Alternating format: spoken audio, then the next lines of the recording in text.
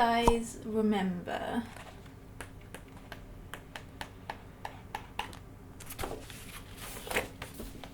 this drawing? I really want to redraw it.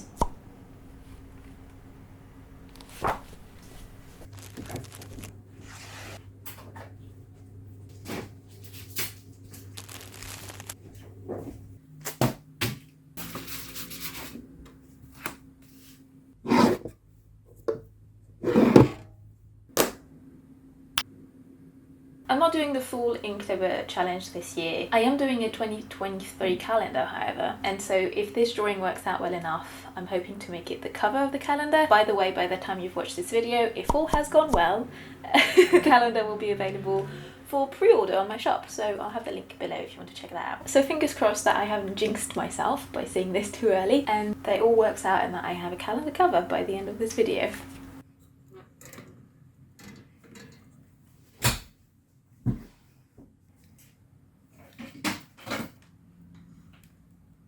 Inktober was the reason I took the jump and became an artist full-time. My first Inktober 2017 video on YouTube was the first video I ever made that properly blew up. It got nearly 400,000 views, I think. It's still one of my most viewed videos on YouTube. It was a little bit overwhelming at the time. Really thankful for it though, because I wouldn't be here without that series. My 2017 Inktober series was centered around mental health, and my drawings blew up on all my social media, which at the time was Instagram and YouTube. I was still working in the movie industry back then. I was juggling art while I was working in the workshop on season 8 of Game of Thrones. Those of you who've been with me for a while will know that I used to be a prosthetic makeup artist in the movie industry before I became an artist. My biggest job when I was in that industry was Game of Thrones from season 5 to 8, and I would work on Game of Thrones every winter, so usually during October to like December. And so in 2017 I was juggling my 2017 Inktober series and working in the workshop on Game of Thrones season 8. So obviously it was the last season of Game of Thrones, that job was coming to an end, and so I was reaching a pivotal point where I needed to decide whether I wanted to keep looking for work as a prosthetic makeup artist or whether I should take the jump and try to be an artist full time. And basically the success of my 2017 Inktober series cemented my decision to leave the industry, and so in January 2018 I became what I'm now. Since then I attempted Inktober 3 more times, 2018, 2019, I skipped 2020 and went and ended 2021.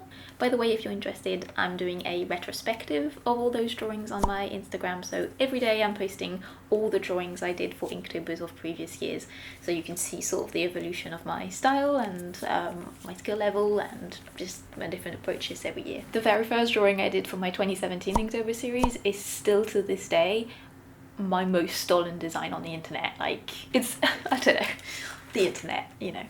As time has passed, I have moved on a bit from Inktober. I feel like I got most of what I needed from Inktober now, and I sort of want to move on to different types of challenges and other types of things. So as I said in the beginning of the video, I won't be attempting it this year, but it has most definitely cemented my love for ink. I'm mainly a painter, but ink just holds a special place in my heart, in part because of my history of Inktober, but also because I really like that quality, almost graphic-like quality to art. I like strong outlines and strong contrast, and ink really is the epitome of that. So I do have a special love for making ink work. So I would be remiss if I didn't at least celebrate the challenge by doing 1 or maybe 2 ink drawings this year. I may have prepared a second piece, and I'll be inking it on Saturday during my live stream on YouTube.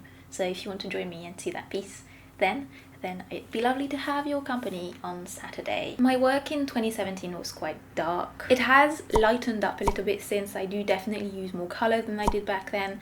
My themes are less harrowing, I think. I wasn't very happy when I created the drawings back in 2017. I really loved makeup as an artistic practice, but I was very, very, very lonely in the industry, and I was not very well, and so you can see that reflected in my series really quite a lot. I think I've definitely added more subtlety and more complexity to my concepts since 2017. My themes are not quite as black and white no pun intended. I don't intend for them to be quite as disturbing as I wanted them to be back then. My approach has changed since 2017. The way I think about my work and the things I want to express has changed. I've also learned a lot when it comes to how to build a painting and how to create an image and build an atmosphere. I thought it could be interesting if I walked you through the things I changed, but also the things I didn't change and why between that 2017 piece and that 2022 piece while you watch me ink it on screen. I like my apartment. And pop your arms and walk and show. Okay, so first let's talk about what I kept / what I chose not to change and why. The first thing I decided to keep was the overall composition. I like the frontal view, I like the angle of view, and while it can sometimes feel stiff and flat when that sort of POV is used in an illustration, I personally have an affinity for it. I do like quite still compositions. One of my favourite artists of all time is Brom, after all. And I think it works well in this case. This is not a piece that is meant to be very dynamic. It's not something that's supposed to have lots of movement to it. There's not a lot of action going on. It's very much about the stillness and sort of the floaty feeling, and the whole atmosphere is supposed to be quite peaceful or at least still. And so I think the view that I chose in the original piece works well for this whole composition. The second big element that I decided to keep is the dark background, especially for the underwater part of the painting. I love me a dark background in my work in general and my Inktober drawings in particular, so I kept the underwater darkness, but as you'll see later on, I added more life at the surface to balance it out somewhat. Okay, so now for what I decided to change and why. So one of the ways in which I wanted to update this piece to fit my current preferences was by adding more levity and life to the image. While I do still love my work from 2017 very much, it's much darker in tone than my current work, and so I felt like it was fitting to not only work on improving on the piece technically, but also on making it fit my current style and visual aesthetic. So one of the skills I have become better at in the last 5 years is storytelling, and one of the lessons I have had to learn specifically because of the type of work I do, dark surrealism, is that it's important for me to understand all the different signals I can send with my style of work and to direct the viewer to the conclusion I want by emphasizing what the things are not. Because I rely on playing with the body symbolically a lot, twisting it around, hollowing it out, doing various different things to it that aren't meant to be taken literally and are meant to be taken metaphorically, walking the line between it being symbolic and it becoming more horrifying if taken too literally is very delicate.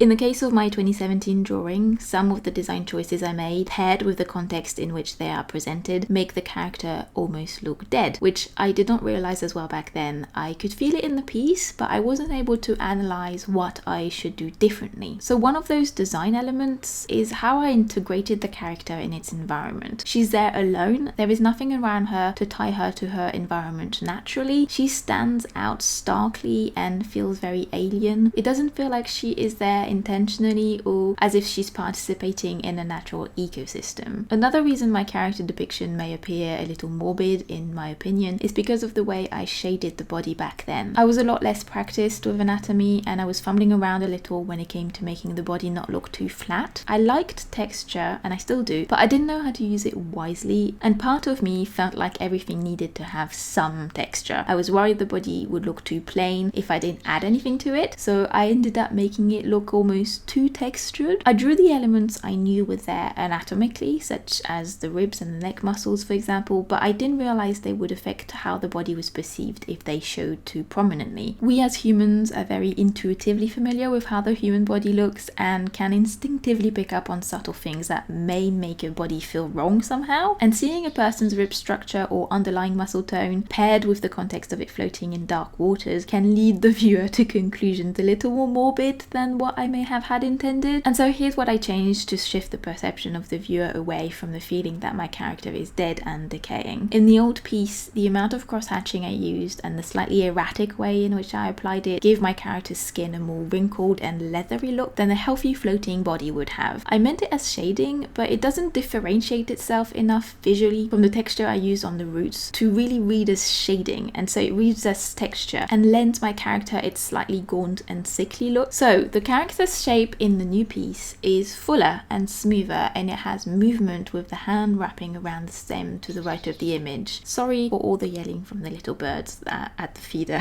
in the background. So I created narrative contrast by letting the shirt decay but showing no such signs on the body, implying that they may have been there long enough to take root, but they are themselves alive. I also added bubbles both in the water and at the dividing line between the surface and the underwater realm. This might feel like a small inconsequential detail, but it sends the message that there is movement and oxygen and life underwater. And the bubbles in the transition line between the surface and the water depths add a more natural transition between those two environments. And that also bleeds into my next point. The old piece felt too stiff for my liking. That also contributes to the darker reading of it and slight feeling of uncanniness. To remedy to that and add more fluidity and more of a John Everett Millais Ophelia feel to the image, I added a slight tilt to the face, made the flower more organic, let the hair flow around the face more, and gave the legs a more natural pose.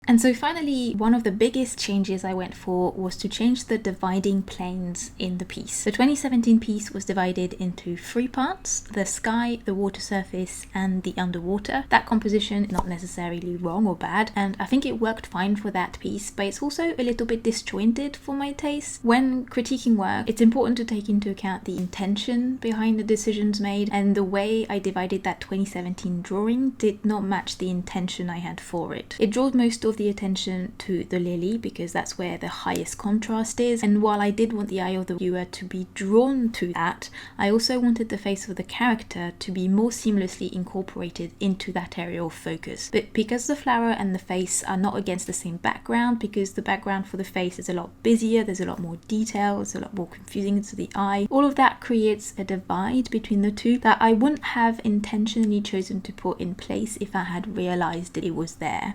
The black background of the sky also lends the piece a more claustrophobic atmosphere, as it echoes the darkness of the water and it lacks depth. It makes the whole piece look like it is taking place in like a dark cave or a container of some kind. And so to remedy to this, I decided to only divide the new piece into 2 distinct places, the water and the surface, and I gave each area their very own specific atmosphere.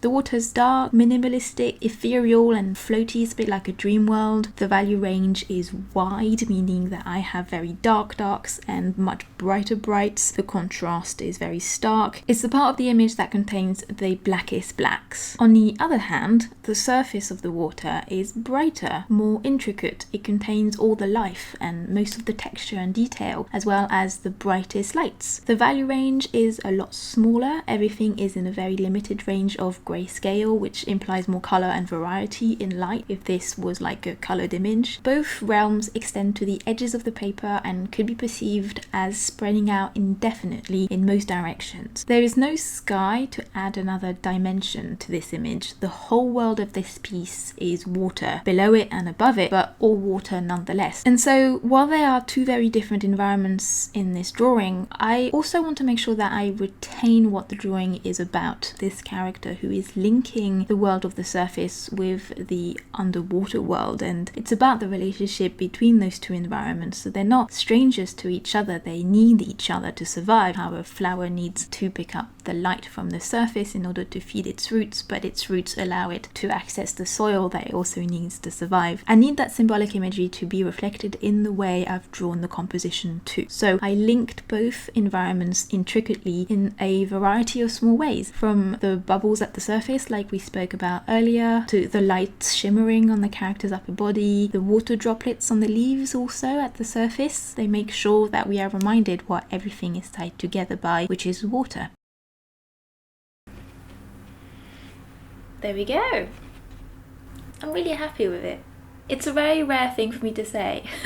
It's just always very satisfying to feel like you've evolved and improved. It's a difficult thing to remember that you have done, because obviously when you're in the thick of it, you're the last person to be able to see how you evolve over time. It's part of the reason why I recommend that you keep your old work and revisit it regularly. It's genuinely a bit of an ego boost and it's quite lovely. It's not only in the execution or the final result either, it's very much in the process and the way you analyze things and the things you can see more clearly, and how much more conscientious you are with your decision making, and how much more easy certain things come to you too. Drawing the hands and the general pose of the face, it was just so much easier for me to do than it was in 2017. I remember struggling quite a lot with the anatomy of my characters back then. I had not drawn that many human beings in weird positions ever really by that point, so it's so lovely to feel like it's so much easier for me now. I really enjoyed this. I'm almost tempted to do another one just because this was so much fun. If you want to see me ink another drawing, I'll be live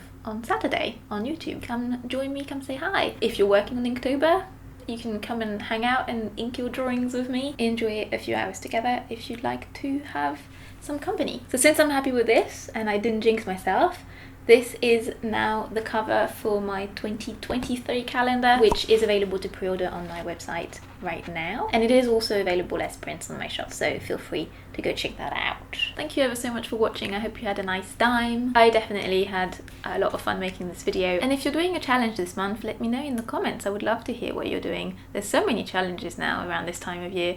It's really fun. Maybe one day I'll attempt a different type of challenge. For now, I'd love to hear what you are doing on your side of the world and how you are doing. Leave me a comment. It's always such a pleasure to read them, and I'll hope you are all really well, and I'll see you hopefully Saturday.